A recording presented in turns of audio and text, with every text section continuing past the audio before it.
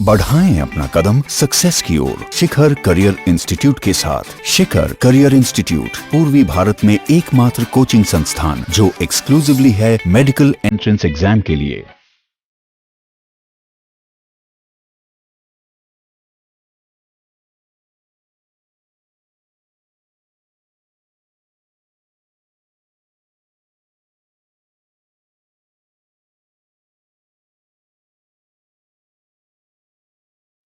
नमस्कार, मैं हूं ऋचा शर्मा और आप देख रहे हैं भारत लाइव। इस वक्त हमारे साथ ईशा यादव जी हैं जो कि राजनीति से भी जुड़ी रही हैं और राष्ट्रीय प्लेयर भी हैं। वो उनसे जानने की कोशिश करेंगे क्योंकि उन्होंने आरोप लगाया है कि टीम अभिमन्यु के द्वारा उन्हें जान से मारने की धमकी भी दी गई है और कई अभद्र टिप्पणियां भी की गई हैं उनके खिलाफ। क्या कुछ हुआ ईशा जी?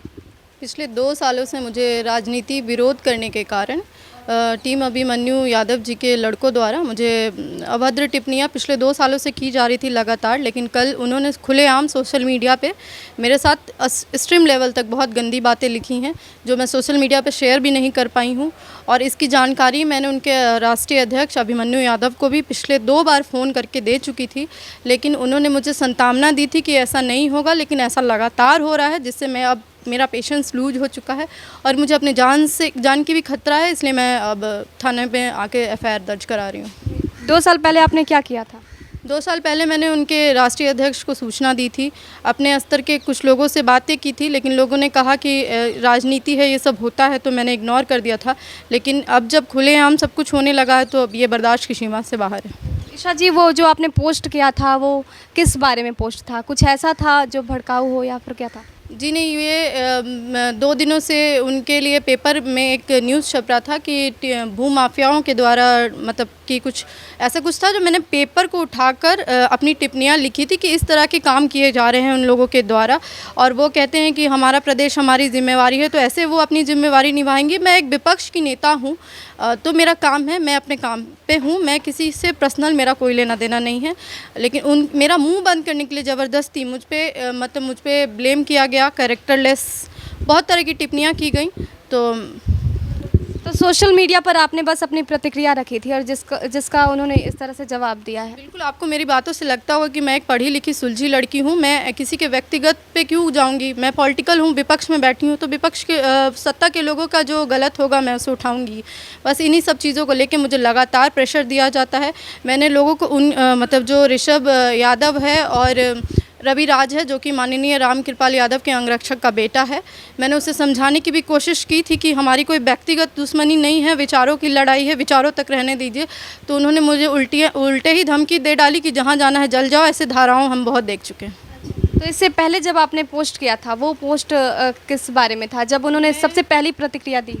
मैं पहले राजद में थी, तो मैं मीशा भारती के लिए पाटलिपुत्रा के क्षेत्र से लगातार काम करते आ रही थी। तो मेरे जो भी क्षेत्र को लेके उठाए हुए क्वेश्चंस होते थे तो उस पर उन लोगों की टिप्पणियाँ आती थी वापस से। मुझे पहले तो पॉलिटिकल विरोध ही किया था, फिर उसके बाद गाली गलौज और इन सब चीज़ों पे उतर चुके हैं वो। तो आपने बर्दाश्त किया था तब तक? तो अभी क्या सोचा आपने, क्यों लगा कि अब एफआईआर करना चाहिए? क्योंकि अब मुझे लगता है कि अभी तक मतलब मैसेंजर में आके लोग लिख रहे थे, सोशल मीडिया पे लिख रहे थे, लेकिन एक लिमिटेशन थी। अब उस लिमिटेशन को क्रॉस कर दिया गया है। बड़े बड़े राजनेताओं के साथ मेरा संबंध स्थापित करवाया गया है, जिससे मुझे मेरी आत्मा में बहुत ठेस पहुंची है। मुझे लगता है कि अगर पढ़े लिखे लोग अगर आवाज़ उठाने के लिए सामने आएंगे और उनके साथ ऐसा बदसलूकी किया जाएगा तो पहले हमें अपने लिए लड़ना पड़ेगा।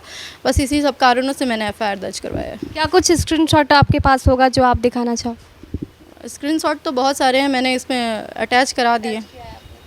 क्या कुछ है, किस टाइप में वो लोग प्रतिक्रिया दे रहे हैं? टिप्पणियाँ भी अलग अलग तरीके की होती हैं, तो कैसी? लालू जी से जोड़कर, पप्पू यादव जी से जोड़कर और तेज प्रताप भैया जी से जोड़कर मेरे पर्सनल रिलेशनशिप को मतलब दिखाने की कोशिश की गई है। और ये भी कहा गया है कि ये कैरेक्टरलेस लड़की है, अगर इस लड़की किसी को भी अगर इस ज़रूरत हो तो इस लड़की से कांटेक्ट करे। ऐसा स्क्रीनशॉट है मेरे पास इन सारी चीज़ों की। आपने बात की है अभिमन्यु जी से, उनका क्या कहना है? आज से 6 महीने पहले एक बार कॉल किया था, फिर उससे भी पहले कॉल किया था उन्हें, लेकिन उनकी तरफ से कोई प्रतिक्रिया नहीं आई। सिर्फ सांत्वना दिया गया था कि मैं उन्हें समझा दूंगा। लेकिन अगर वो समझा देते, अगर वो राष्ट्रीय अध्यक्ष हैं, उनके मना करने पे अगर उनके लड़के नहीं मानते तो फिर बेफालतू का ये टीम चला रहे हैं वो। उसके बावजूद अगर वो खुलेआम सोशल मीडिया पे मुझे धमकी दे देते हैं, अभद्र टिप्पणियाँ कर देते हैं, उसके बाद भी आज मेरे पोस्ट डालने के लिए अभिमन्यु यादव जी ने मुझे 4 से 5 बार कॉल कर दिया। और इतने दिनों से जब वो मुझे गाली गलौज कर रहे थे तब उन्हें नहीं दिख रहा था, जब आज उनकी रेपुटेशन पे बात आई तो वो मुझे फ़ोन करते हैं और उसके पहले उन्हें कोई फ़र्क नहीं पड़ता है। मेरा मानना है कि ये उनके संरक्षण में ही चल रहा था, उनके कहने के अनुसार ही चल रहा था। तो मतलब किस बेस पे आप ऐसा कह रही हैं? क्योंकि मैंने उन्हें पहले से खबर कर रखा है, इसकी भी वॉइस रिकॉर्डिंग है मेरे पास कि मैंने उन्हें फ़ोन किया था और अपने बारे में भी बताया था कि मैंने राम कृपाल जी के बारे में लिखती हूँ, इस वजह से आपके लड़के मुझ पर टिप्पणियाँ करते हैं। उन्होंने बोला ऐसा नहीं होगा, लेकिन ऐसा लगातार होते रहा। तो टीम अभिमन्यु द्वारा जिस तरह से टिप्पणियां की जा रही है कहीं ना कहीं शर्मनाक है। इन्होंने एफआईआर भी फाइल कर दिया है। अब देखना दिलचस्प है कि इसका असर कितना होता है। और जिस तरह से ये टिप्पणियां की गई हैं कहीं ना कहीं महिलाओं की अस्मिता पर भी सवाल खड़ा करती है। कोरोना संकट के बीच क्या इस तरह की शर्मनाक टिप्पणियां करनी चाहिए, ये कहीं ना कहीं मानसिकता पर भी सवाल खड़ा करती है। देश और दुनिया के तमाम अपडेट्स के लिए हमारे साथ बने रहिए और देखते रहिए भारत लाइव। नमस्कार।